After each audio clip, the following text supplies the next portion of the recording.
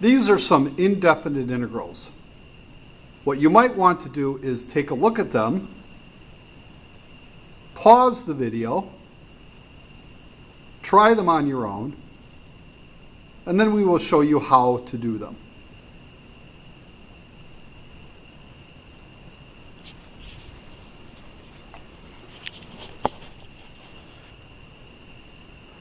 So hopefully you paused the video and taken an opportunity to try to do some of these indefinite integrals.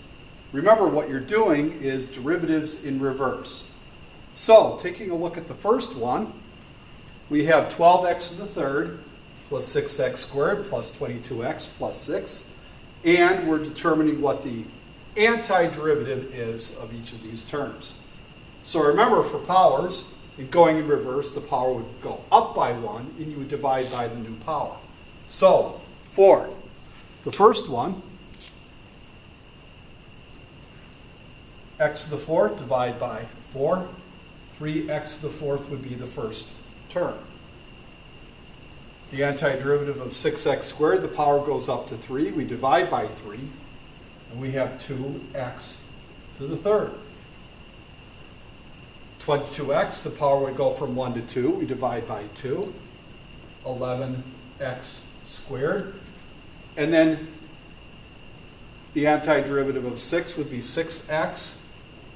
And always remember that you have a possible plus c. So that would be the answer to the first one. And again, you can always check by taking the derivative and seeing if the derivative gives you the function that you were taking the integral of. All right, for the second one, you think of sine. What has sine for its derivative? Well, the derivative of cosine is the opposite of sine, so therefore the integral, or the antiderivative of sine, would be the opposite of cosine of x.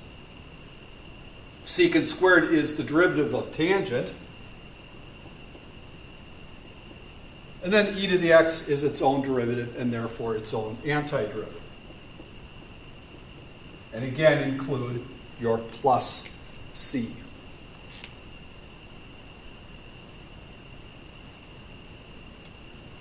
All right, we have some fractional powers. And again, as always, we raise the fractional power by 1.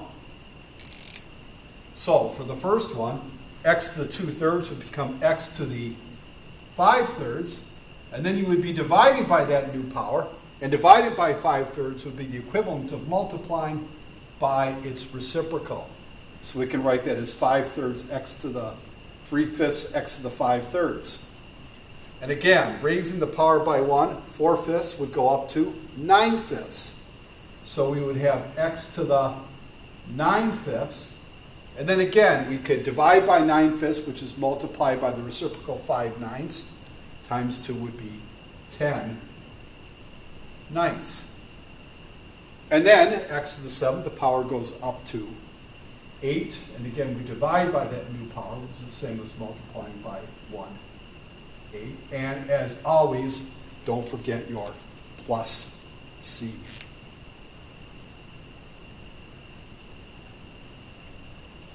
All right, finally, we have the integral of 7 to the x.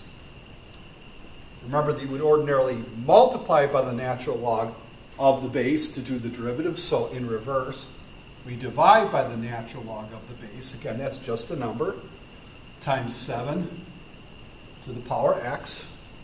And then 1 over 1 minus x squared. Well, that is actually the derivative of sine inverse, or arc sine. So we'll write that down as arc sine of x. And as always, plus c for all indefinite integrals.